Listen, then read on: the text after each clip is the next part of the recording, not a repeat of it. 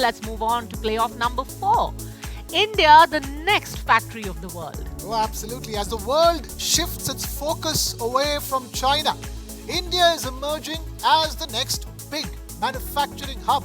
And in this session, we explore how India can collaborate with Germany to drive new opportunities in manufacturing and, of course, technology. Let's call on stage Mr. Jörg, Burzer, board member of Mercedes-Benz Group. But before we get our panelists for this playoff on stage, let's take a look at this. An increasing number of global companies are pulling their factories out of China. Apple is exploring ways to reduce its reliance on China. So what has triggered the mass exodus? The problem now is that China is drowning in debt. The era of miracle growth is clearly over. The companies are broadening their search. They're looking at India. The government wants to make India one of the world's biggest economies. India is growing rapidly, with Germany as a trusted partner in its journey. Economic reforms put in place by Prime Minister Modi's government have created the foundation for India's economic progress. More than $14 billion of iPhones were assembled in India. More than 5 million vehicles were made in the country last year. Together, India and Germany are crafting a roadmap for sustainable and inclusive growth. The playoff begins. All right, now can I request on stage Mr. Burzer, board member of Mercedes-Benz Group AG, Mr. Rahul Bharti, executive director, corporate affairs at Maruti Suzuki, Mr. Baba Kalyani, chairperson and MD of Bharat Forge, wherever you choose, and Mr. Sanjay Nayar, president at ASSOCHAM, Stefan Halusa, DG at Indo-German Chamber of Commerce. The match referee for this playoff has already taken his place. It's my colleague, Sandeep Punithar.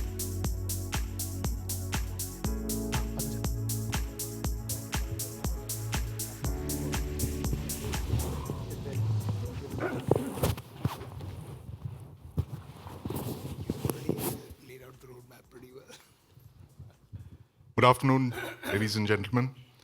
I think this session comes just right after what Mr. Baba Kalyani just told us about why India needs to become a manufacturing hub, why it needs to become the factory of the world.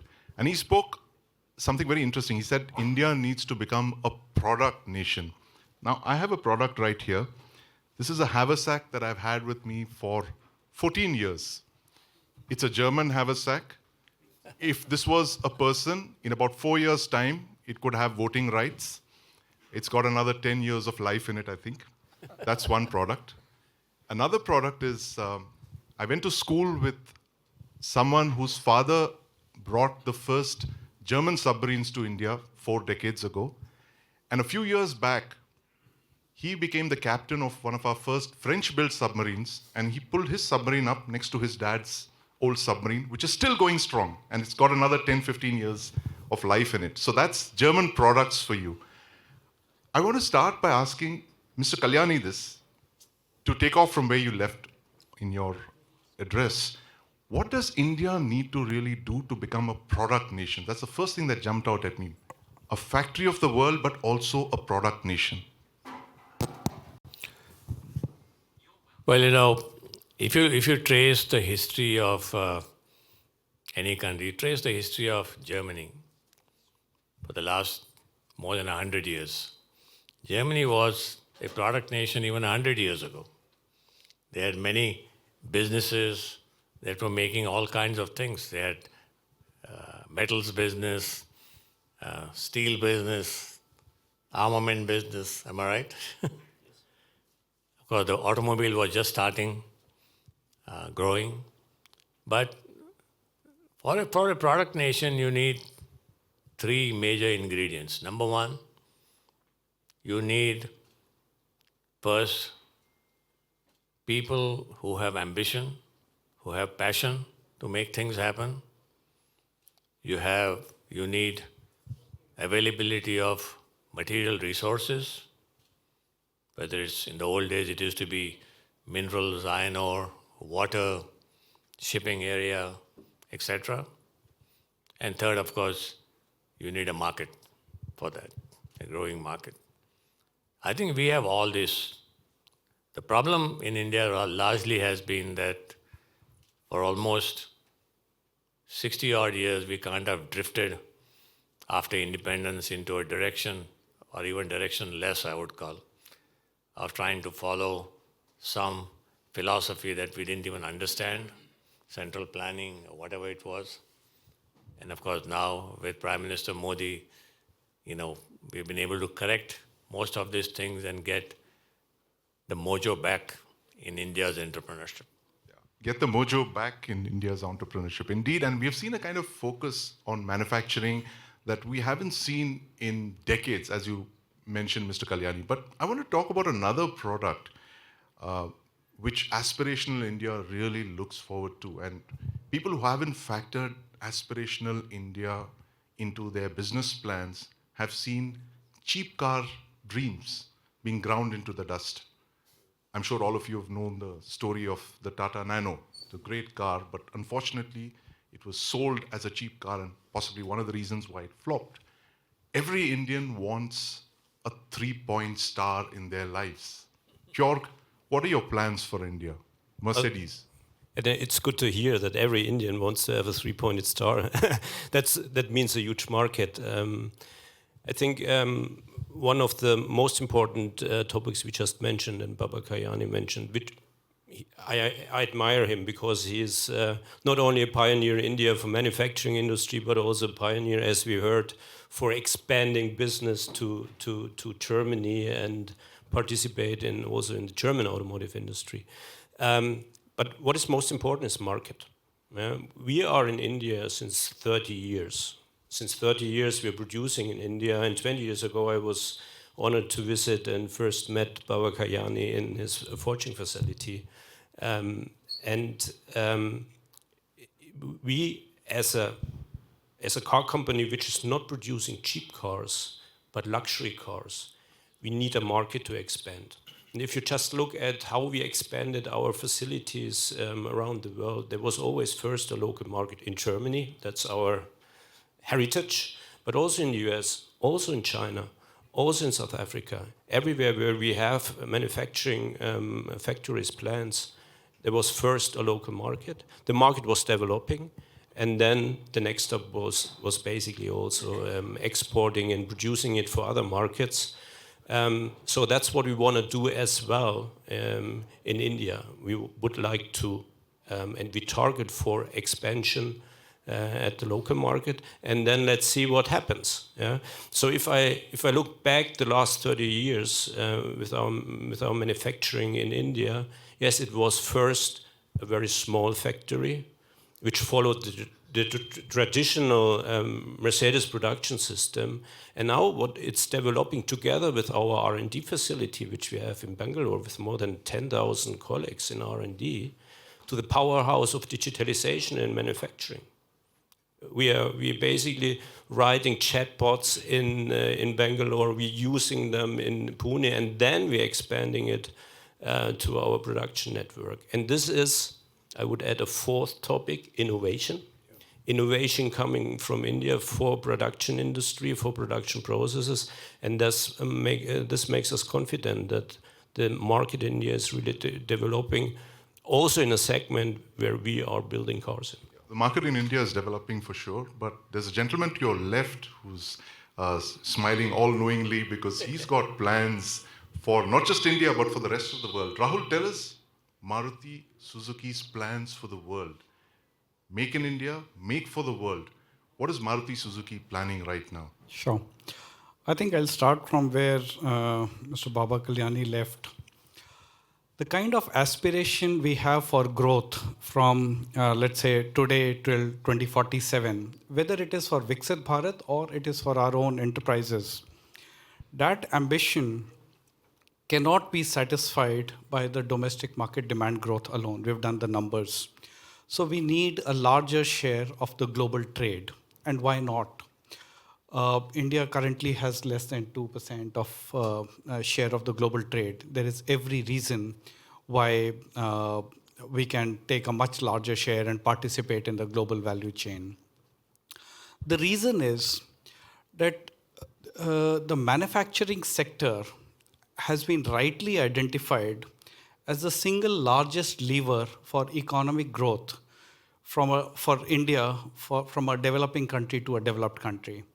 It creates many, many jobs. Jobs are also created in the services sector, but many of these jobs rest on the manufacturing sector. I'll give you a small example. The insurance or finance services for purchase of a car. Now, they come in the services sector, but they actually are spurred because of the manufacturing sector. So, manufacturing sector can lead that journey. Automobiles are a good large chunk, 40% of manufacturing. And therefore, we also have a sense of responsibility. We are the largest car provider in India and export. So when we say make in India for the world, we have targeted to grow many-fold times in exports. So something like we've done 3 times in the past 4 years, and from where we are today, we are targeting 3 times in the next 6 years. So something like 9 times in 10 years. And in exports, there's nothing called market share. It's an ocean. You can get as much as you have an ambition for. So it's an opportunity share. So I think one can go even beyond that. And I would imagine many other Indian companies can do a similar trend. Right, absolutely. The animal spirits of India's private sector have been unleashed. But Sanjay, we were speaking just before this session about how India seemed to have completely skipped the manufacturing revolution. There seemed to be a erroneous belief that we could ride to become a global superpower only based on the services sector. And I was looking at some figures for shipbuilding, for instance. We are going to be the 3rd largest economy in the world a few years from now, but we account for just 0.06 of the world's ships built. We are number 22 in the list of shipbuilding nations, way, way behind, forget China, but even behind South Korea. Do you believe that the current focus of this government on manufacturing, which is, as we say in Hindi, der aaye par durust aaye, is that enough to power us into becoming the 3rd largest economy? As Mr. Kalyani was mentioning, the contribution of manufacturing has to be 12 times what it is presently. Sanjay. Thanks for this. I think, you've got some great success stories, but I think we shouldn't get fooled just by the success stories. We have to be honest. As you rightly said, we really missed the boat on manufacturing. I think 15% of GDP, you said, Baba? 15% of GDP. I think I'm not a manufacturing guy, but I come from a financial background and an investor. I think a couple of things that investors and FDI investors like Mercedes-Benz and others should look for, and which India completely missed the boat, is connectivity, logistics, and power cost. And, there's too much of emphasis, tax consistency is not there, too much bureaucracy. I think all that is changing with this government for the last 10 years. I think we've come a long way in changing, like you heard the minister talk about, removal of so many regulations and compliance. All that is soft touch that can happen pretty quickly with a determined government. But what you cannot change overnight is logistics, power cost, ports. I just did a small study as an anecdote that, we've got pharma waiting at Nhava Sheva for three weeks because we don't have deep water draft and ships can't come in. Anyway, leaving that aside, I think this government is now very determined. If you look at the Gati Shakti program, you look at the national corridors that they're creating, there seems to be a much more holistic approach. But still, our logistic cost, last time I looked at it from our investment company, was 18% of GDP is logistic cost. Global standards are 6 to 8% is logistic cost. Okay, our power cost is 6 rupees a unit. I think you can, in America, you probably don't even have to count it, in those kind of terms. So I think we have a long way to go. This government is very focused on doing it, but it's going to take time because this is the hard part of it. The softer parts, compliance, bureaucracy, tax consistency, much better. We've been investing in India as KKR for like 16, 17 years, not the issue. But I just want to take the platform to say we need foreign direct investment desperately. Indians cannot itself finance its own growth ambition because we are savings deficit. It's a fact of life because our government preempts the savings first to finance its own debt.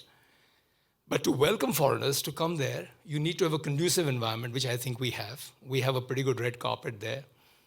We can make it easy, but it's not going to work on the numbers till all the logistic projects are played out and the power costs are throttled, which this government is going full throttle. So you got to give it some time. And he said, there I can tell you, I was at a Chamber of Commerce in one of the EFTA countries, came out of it, and I wish the Chamber of Commerce guy who was hosting me saying, I hope you heard something about India. I gave you a reality check and I gave you realistic. He says, yeah, now I've got the governor of Pennsylvania and South Dakota coming in to make in America. So, you've got to compete with Americans who want to get manufactured. And this is well before the new president-elect, right? This is 2 months ago. So I think we've really got to wake up and do it. And if somebody is woken up, is this government, led by this prime minister and the ministers you heard yesterday. They're so determined, very hardworking. But the fact is it'll take another 5-6 years. In the meantime, my last recommendation is if we get foreigners like you all to come in, at least we'll find good partners, much lesser inconsistency in policies.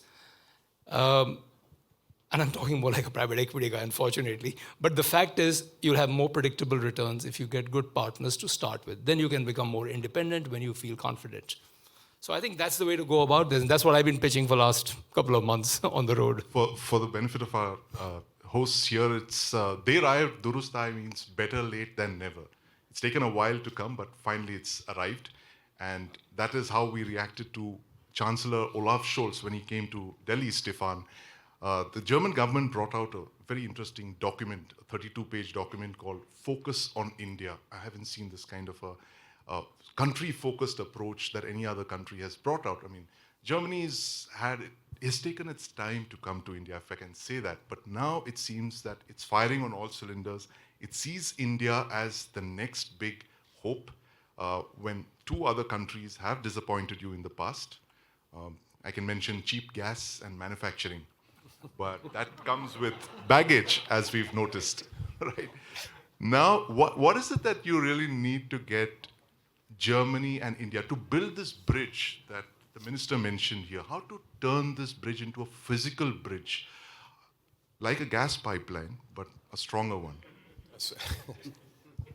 Probably we have to talk about shipping then in this case. No, I think you're absolutely right. The new Focus on India policy that has been made by the German government, by the federal government, shows very clearly that for the first time, at least as long as I've been following politics and specifically related to Asia, that there's a very clear, specific focus on a country, and that goes across all different areas of life. So we're talking about politics, we're talking about government, we're talking about industry, we're talking about culture, we're talking about sports and football. So unfortunately, it wasn't football, but when we organized the Asia Pacific conference just a few weeks back in Delhi, we had a national game between the 2 hockey national teams, because hockey is that one sport where there really is a level playing field between the 2 teams, and it was great. 2 games, one was won by Germany, the other one by the Indian team, so it was a perfect tie as a start. And now, basically, this shows that the German industry is now very much looking at, for many good reasons, at India. And I'm just also looking a little bit at the title, India, the Next Factory. Honestly, I don't think that there's going to be this one next factory that we're going to see, because if there's one thing that we have learned from the pandemic and other supply chain interruptions is that we need multiple factories around the world to make sure that we can serve our markets in the future. And when you look at that, India is absolutely on the top of that priority list of countries that you would look at for many good reasons. I mean, we talked about the market already that needs to be there. We talked about the infrastructure that is improving rapidly. When you come to India, you see that, at least I live in Mumbai, so every time I come back, even after a week, there's a new street opening, a new part of the coastal road is opening, and that you can see the improvement in that area as well. And you need talent, and that, of course, we spoke a lot as well. Already that we can find in India, but so there's a tick in the box for India in all of these areas. But there's one thing that I think Santosh already mentioned in his speech before, and that's the free trade agreement. Because to become an industry hub, a production hub for the world, what you need is ease of doing business in the sense of bringing components, raw materials into the country, processing them, and we know that ease of doing business in India has improved greatly, and then export again. And for this, you need a network of free trade agreements. So that would be my hope, because that would bring a new level and a huge potential for Indo-German trade or European-Indian trade, if we can really make some significant progress in that area. And that's, I think, what we are looking for, the industry is looking for, that this is going to come sometime soon. It's going to come. And in fact, Jörg, we were just looking at the air quality in Stuttgart this morning. The AQI is 16 in Stuttgart. New Delhi, where I come from, it's touching 400. We have difficulty breathing in Stuttgart. We have not seen clean air of this kind for several decades. Now, one of the reasons for pollution in Delhi is, of course, the automotive sector. It contributes something like 50% of all the pollution. Electric cars are seen as the future to reduce pollution, have environmentally sustainable transport. How can Mercedes-Benz partner with Indian companies to unleash that electric vehicle future, or do you believe that it's actually a green hydrogen future we should be looking at? Well, for us, it's electric. Right now it's not green. If you look at the powertrain, it's not green hydrogen. It's electric. That's the way to go. For us, it's a little bit different in the truck industry, obviously, but for passenger cars, it's electric. We were lucky to be early because we're already producing electric cars in our facility in Pune. For example, the EQS, I had the pleasure to be part of the delegation of the Chancellor Scholz in India some weeks ago, and we were driving around with the EQS in Delhi. I wouldn't say this caused better air quality, but if you scale that up, this will for sure have an impact. And we are looking for to expand our market position if the market grows for these cars. Our intention, our mission is to build the world's most desirable cars, also in India, for India, and then let's see what's coming. I wanna get back to what you just said. If you talk about exports, obviously a FTA, a free trade agreement, would be very, very beneficial, because producing cars in one country is the one thing. Producing cars for the world in one country is also depending on the framework, for example, the tariff framework. So it would be a big benefit in the future strategy as well, because then India can basically also use all the benefits, the framework, the right framework for growing in manufacturing full scale, a very competitive productivity rates, excellent quality coming out of our plant in Pune, and so on. I just mentioned digitalization of production processes, innovation, and so on. So I think there are a lot of very, very good advantages for India becoming really a powerhouse in manufacturing. Lots of potential there for India to become the powerhouse of manufacturing. But Mr. Kalyani, back to you again. You spoke about why India really needs to overinvest in manufacturing now. We've kind of missed the bus, missed the boat, and missed the merchant shipbuilding projects. But what is it that India can actually learn from Germany now, given the fact that this is possibly a once-in-a-generation opportunity, that you're looking at the government of India and the government of Germany talking very seriously about collaboration? What can we learn from Germany in the short term, Mr. Kalyani? We always say in our country, you need to make products like the German products. So fundamentally, what it means is Germany has probably created the capability to make really the best class product. I wouldn't even say world class, best class products. I mean, whether it's their cars, whether it's their machine tools, whether it's their equipments, they really do a fantastic job of engineering and converting the engineering into a product. I used to be on the Bosch advisory committee for 17 years. Bosch also has its headquarters right next door. And I've seen almost every facility of Bosch in Germany and outside Germany, and how Bosch transformed itself from diesel fuel injection to everything else that they do today.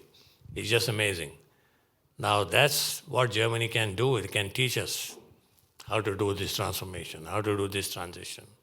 So I think building a close relationship with Germany, a close bridge with Germany, encouraging German companies to come and invest in India, to produce, opening up our markets.